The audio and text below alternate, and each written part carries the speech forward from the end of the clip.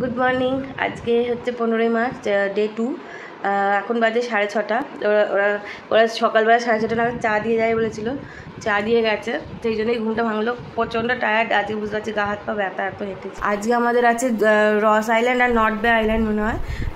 তো ব্রেকফাস্ট করে নিয়ে তারপরে আজকে বেরোবো সকাল সকাল। সারাটা দিন আছে ওখানে, বাইরেই প্রোগ্রাম যা আছে। তো এখন চাটা খেয়ে নিয়ে রেডি হয়ে আমাদের চান টান করে এখন আমরা রেডি। প্রসেনজিৎ তো আজকে শনিবার পুজো দিয়ে এলো বজরংবলীর, আর কিছু বাকি নেই, কিছুক্ষণ পরে এবার ব্রেকফাস্ট হবে। ব্রেকফাস্ট করে তারপর আমরা যাব। তো ডাকলে আমরা এখন নিচে যাব। আজকে ব্রেকফাস্টে ছিল রুটি, এরম আলুর তরকারি আর ওই বালুশাহীর মিষ্টিটা। Breakfast complete. এবার আমরা বেরোচ্ছি রস আইল্যান্ডের উদ্দেশ্যে। সব গাড়িতে বসে গেছে, আরও বাকি কয়েকজন আসার বাকি।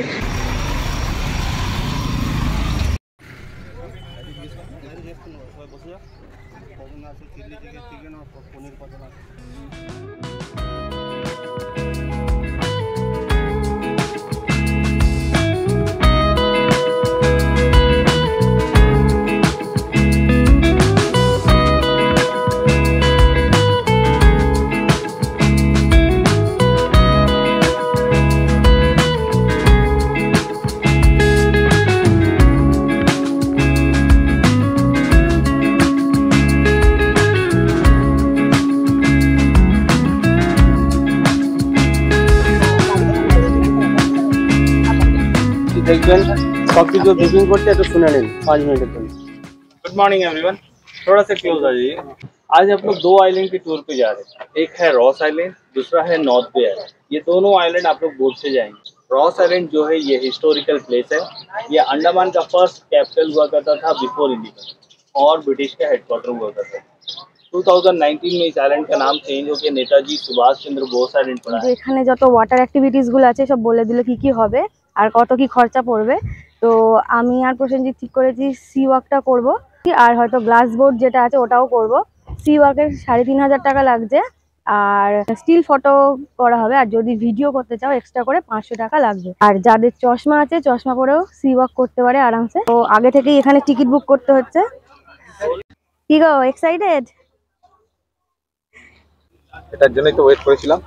জানি না আমার মাইগ্রেন আছে, তাও লুকি লুকি মাইগ্রেনে কিছু হবে না আশা করি। ঠিক আছে, হলে একটু এখন আমরা যাচ্ছি ওয়েটিং হল। সবাই এখানে টিকিট কেটে লাইন দিয়েছে।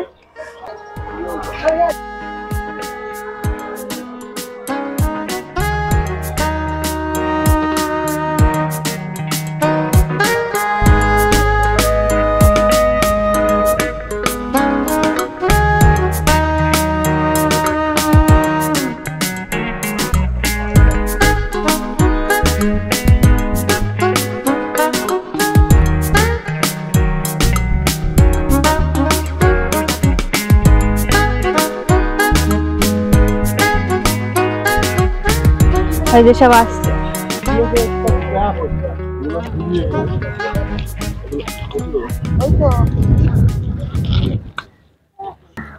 আজকে একটু বেশি মজা হচ্ছে, ওয়াটার অ্যাক্টিভিটিস গুলো আজকেই আছে। কালকে যে বিচটা ছিল খুব ভিড় ছিল, আজকে মনে হচ্ছে হ্যাঁ আন্দামান এসেছি।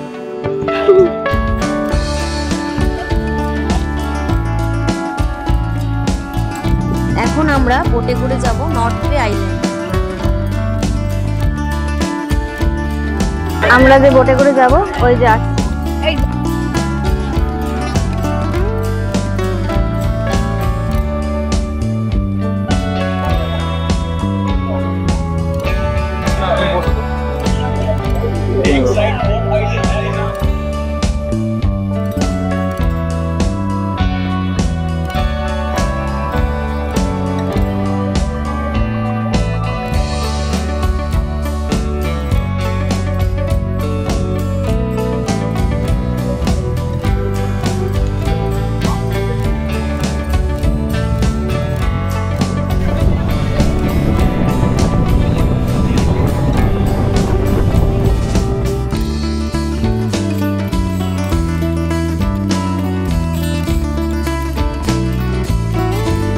দূরে দেখতে পেলাম আইল্যান্ড জুড়ে কত নারকেল গাছ।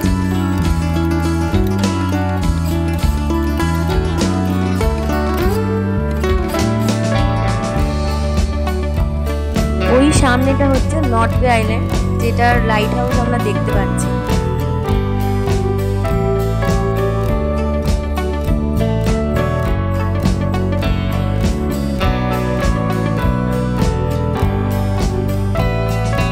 নর্থ বে আইল্যান্ডেই বেশিরভাগ যত ওয়াটার অ্যাক্টিভিটিস গুলো হয়।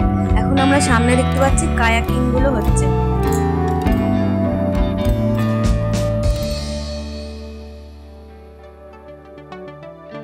এটা মনে হচ্ছে সাবমারিন, আর আমাদের যে সি ওয়াকটা হবে ওই যে দূরে বাড়ি দেখা যাচ্ছে ওইখানে নিয়ে গিয়ে জলের নিচে সি ওয়াকটা হবে।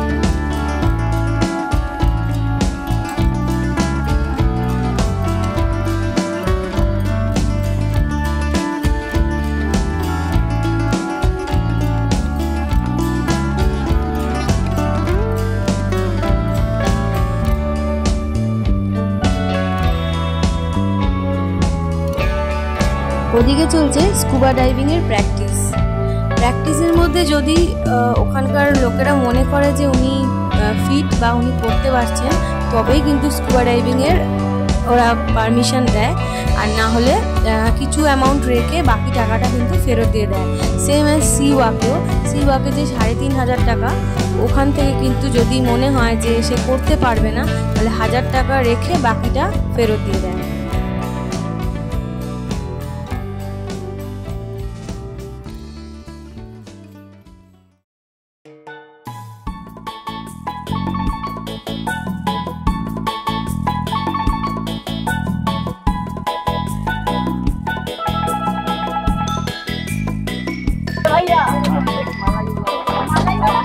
আর এই গরমে ডাবের জলকে তো ছাড়া যাচ্ছে না, যেখানে এই ডাবের দোকান দেখতে পাচ্ছি সবাই গিয়ে লাইন লাগিয়ে পড়ছে, আমরাও তাই দাঁড়িয়ে পড়লাম এই গরমে।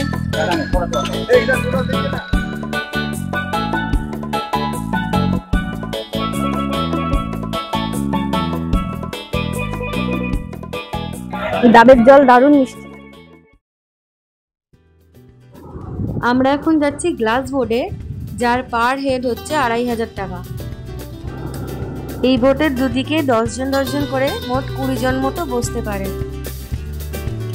কোরাল এবং মাছ যেখানে বেশি ভালো দেখা যাবে সেখানেই এখন বোট চলেছে। ততক্ষণ বোটের নিচের কাঁচগুলোকে জল দিয়ে ওয়াশ করে নেওয়া হচ্ছে, যাতে ক্লিয়ার ভাবে দেখা যায়।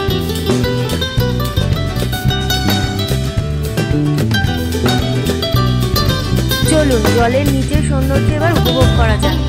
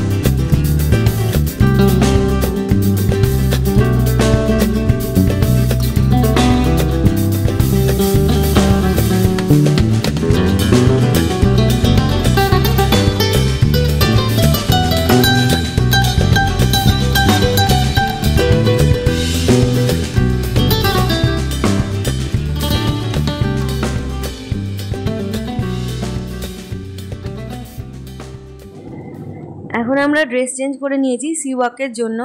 একটু নার্ভাস, কারণ আমি সাঁতার জানি না। আর স্কুবা ডাইভিংয়ের ক্ষেত্রে আগে কম জলে একটু প্র্যাকটিস করানো হয়, আর এই ক্ষেত্রে সেসব কিছু নয়, শুধু হাতের কিছু সাইন ল্যাঙ্গুয়েজ শিখিয়ে দেওয়া হয়, যাতে জলের নিচে কোনো প্রবলেম হলে ডুবুরির সাথে কমিউনিকেট করা যেতে পারে।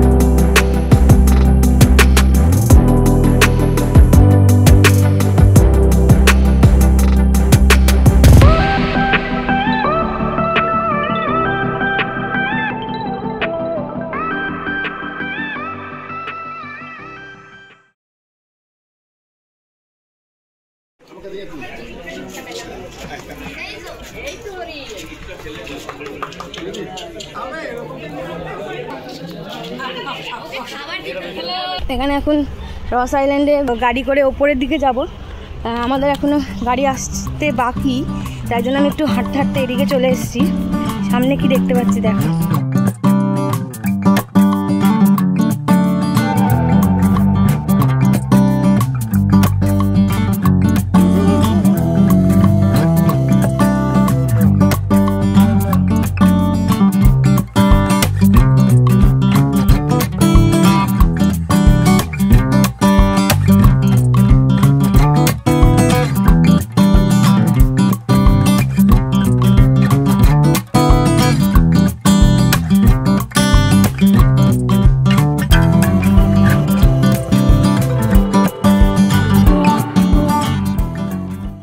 এখানে যে মহিলাটিকে দেখা যাচ্ছে, ইনি এই হরিণগুলোর দেখাশোনা করেন।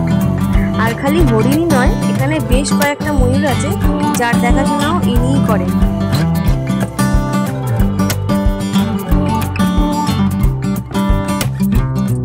এখন আমরা গল্ফ কার করে রস আইল্যান্ডের ওপরের দিকটায় যাচ্ছি। যেতে যেতে এখানে ব্রিটিশ শাসনকালে নির্মিত চার্চ, হেডকোয়ার্টার্স, গভর্নমেন্ট হাউস, বাগান, tennis court, swimming pool, hospital ইত্যাদির ধ্বংসাবশেষ দেখতে দেখতে যাচ্ছি, যা আমাদের এই টেনিস কারের ড্রাইভার দাদাই দেখাতে দেখাতে নিয়ে যাচ্ছে।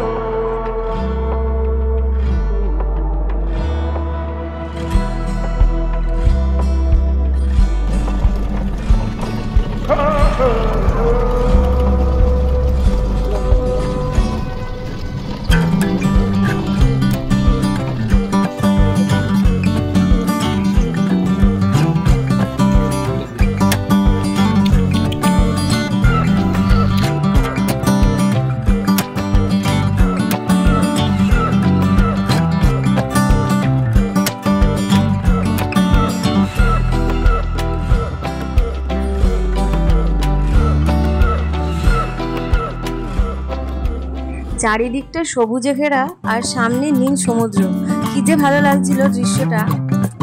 এই রাস্তাটা চলে যাচ্ছে সোজা লাইট হাউসের দিকে, বেশ অনেকটাই হাঁটা পথ।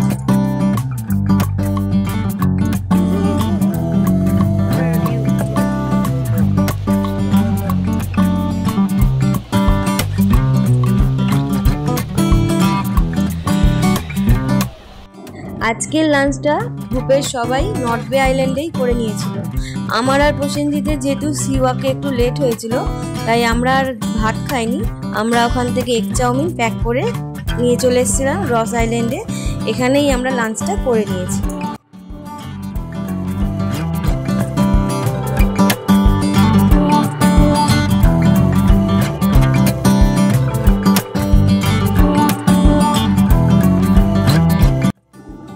রস আইল্যান্ডকে টাটা বাই বাই করে আমরা আবার ফিরে গেলাম পোর্ট ব্লেয়ারের ফেরিতে, যেখান থেকে আজকে সকালের জার্নি স্টার্ট করেছিলাম।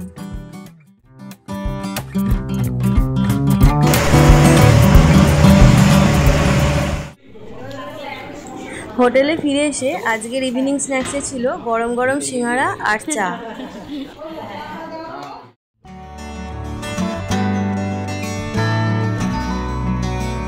তারপর সন্ধ্যেবেলায় কিছু না থাকায় আমরাই এক্সপ্লোর করতে বেরিয়ে গেলাম।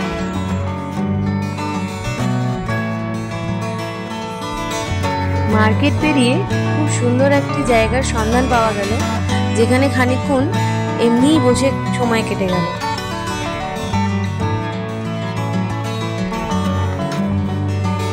ওই দিকটা বাচ্চাদের খেলার পার্ক আর এদিকটায় সমুদ্র।